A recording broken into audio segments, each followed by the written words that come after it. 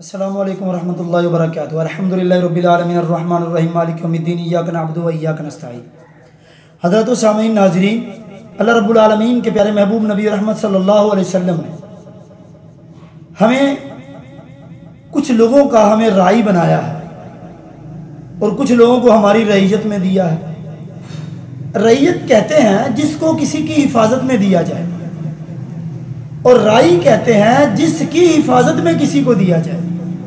मिसाल के तौर पर इंसान के वालिदैन हैं, वो निगरानी कर रहे हैं अपनी औलाद की, तो औलाद जो है वो रईयत है और वालिदैन जो है वो राई है। हम जरा इसके बारे में देखते हैं कि अल्लाह के नबी सल्लल्लाहु अलैहि वसल्लम की ये हदीस मुबारक हमें क्या सबक सिखा रही है।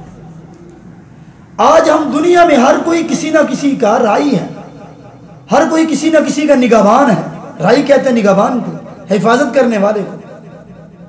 वालिद जो है अपनी औलाद का मुहाफिज है, वो अपनी औलाद के हवाले से उसकी जिम्मेदारी है कि अपनी औलाद की हिफाजत करे, अपनी औलाद की निगहबानी करे।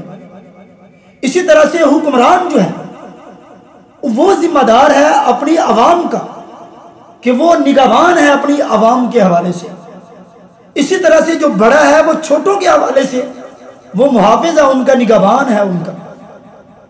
अल्लाह के नबी सल्लल्लाहु अलैहि वसल्लम ने इसके बारे में हमें क्या हिदायत दी कि आज हम दुनिया में देखें वालिद जो है वो अपनी जिम्मेदारियों से मुबर्रा होकर बैठा हुआ।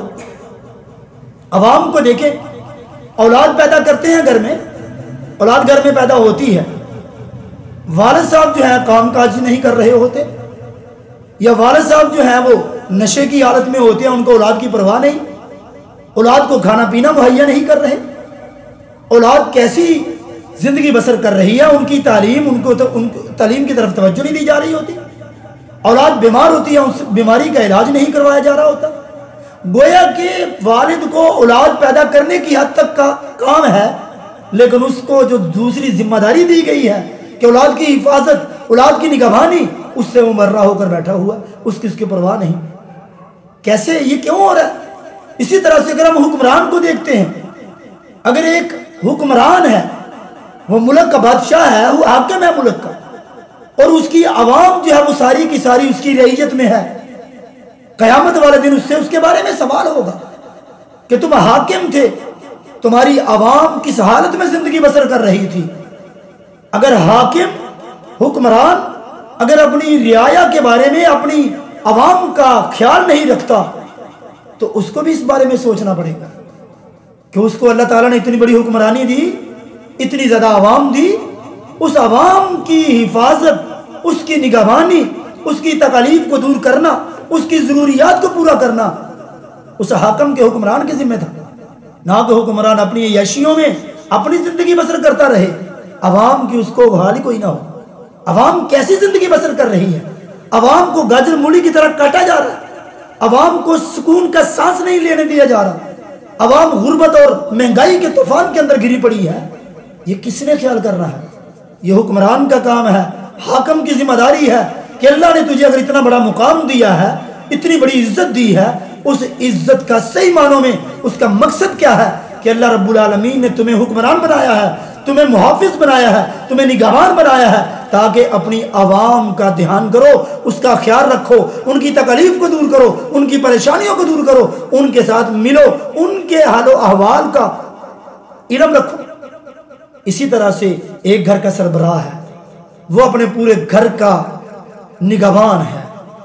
बड़ा भाई छोटे बहन भाइयों पे निगहबान है, रिश्तेदार बड़े जो हैं वो छोटों पे उनकी जिम्मेदारी है।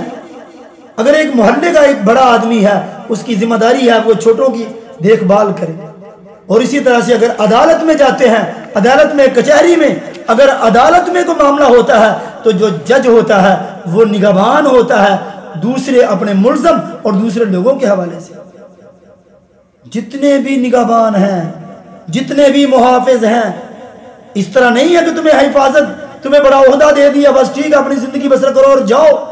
जो गुजर चुके वो भी सुन ले, जो मौजूद है वो भी सुन ले, जिनको अल्लाह आइंदा दे वो भी इस बात को ज़हन में रख लो।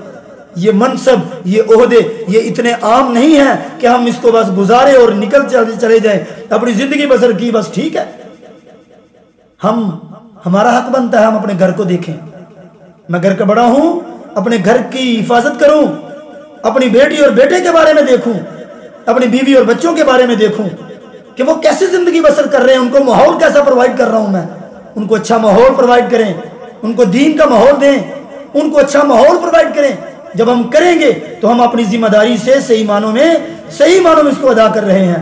वगरना रोजे कयामत इसके बारे में क्या होगा ये नहीं, हमने जिंदगी गुजार ली बस ठीक, अब आने वाले जाने उनका काम जाने। जैसे हमारी रियाया, हमारे हुक्मरान पहले गए ठीक है, आगे अब जो आएगा वो देखेगा वो करेगा, नहीं ऐसा नहीं है। इतनी जल्दी जान छूटने वाली नहीं है, इतनी आसानी से काम पूरा होने वाला नहीं है। जब तुम्हें एक जिम्मेदारी सौंपी गई, तुम्हें बड़ा बनाया, तुम्हारे मतहत लोग थे। अगर तुम किसी दफ्तर में अफीसर हो, तुम्हारे मतहत जो लोग हैं, तुम किसी बड़े ओहदे पे बैठे हो, तुम्हारे मतहत जो लोग हैं, उनके बारे में अल्लाह रब्बुल आलमीन के प्यारे महबूब क्या फरमाते हैं?